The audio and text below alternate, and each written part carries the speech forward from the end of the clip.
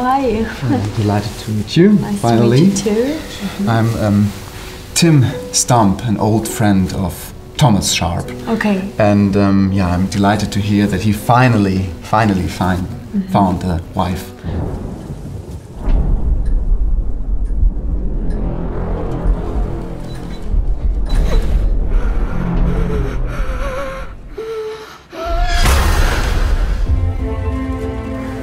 Ghosts are real. I've seen them all my life. Ghosts? I never imagined that's what you wrote about.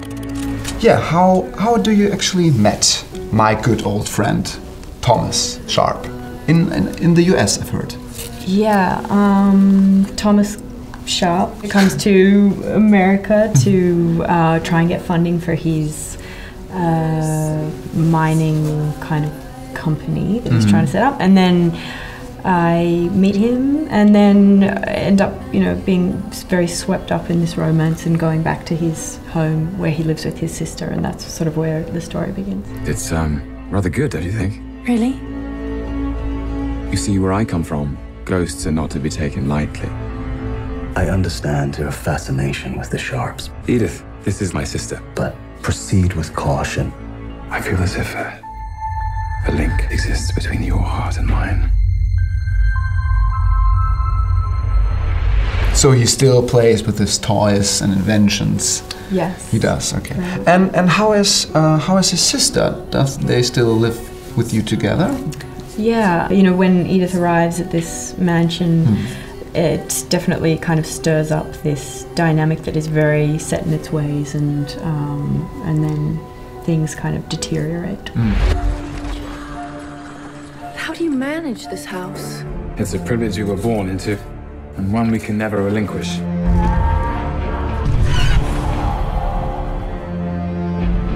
Would you mind getting me a copy of the house keys, please? You don't need one. There are parts of the house that are unsafe. I've heard that you are a little bit keen or interested in ghosts. Why ghosts? Well, the ghosts in the story are always kind of reminding Edith or trying to warn her of something or remind her of something from the past. So, but it's definitely sort of points out that the people are much more dangerous than the ghosts. And these rotting walls. In the dark. There are secrets everywhere. Thomas! Has anyone died in this house? If you're here with me, give me a signal. Why do you think people are frightened about ghosts? I think probably brings up very uncomfortable feelings. Ghosts, even in literature and films, are always sort of representative of something in the past, and so it probably brings up a lot of discomfort. How would you actually describe Lucille? She's a special woman. I met her when I was young, but she seemed that she had only one man in her life. Her and Thomas have had a very difficult childhood and grow up very sort of isolated and alone, and she's quite possessive of Thomas and very unhappy to have this new bride in the house. You, Yeah. in that way. Specific deaths. Violent deaths.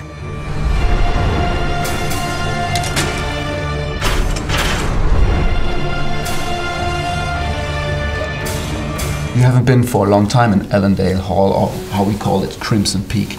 Do you have a favorite moment in that building? I really like the corridor. There's this one corridor that's got these kind of teeth-like things coming out from around it, and it's sort of shaped like a human form, and it's the most kind of gothic and scary part of that house, I think. So I think that's pretty spectacular. The house as old as this one becomes, in time, a living thing. It starts holding on to things. Some of them good, some are bad. Some should never be spoken about again. Is there anything I should bring as a gift, a wedding gift for Edith Sharp and Thomas Sharp? Is there something maybe you need? Probably just a mass of weapons. Weapons. Just as many weapons as possible. This sounds good, very good. Would be good. Well, in Italy we say, I've spent a little time in Italy, they say, bisogna aver paura dei vivi, non dei morti. Means you have to fear the living, not the dead. What could it mean? Oh yeah, I think that's exactly what the film is saying. The ghosts are always really just warnings, and really what's doing Edith the most damage is the people that she really loves and trusts. So she should probably more be afraid of the reality than the fantasy.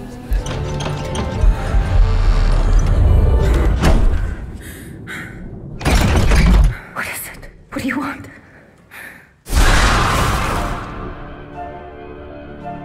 Edith, it was really, really nice to meet you. Thank you very much. Too. Thank you very much. And say hi to Thomas, of course. I will do. Thank you. Thank you. Thank you very much. Okay, great. Really cool. Really, really scary movie.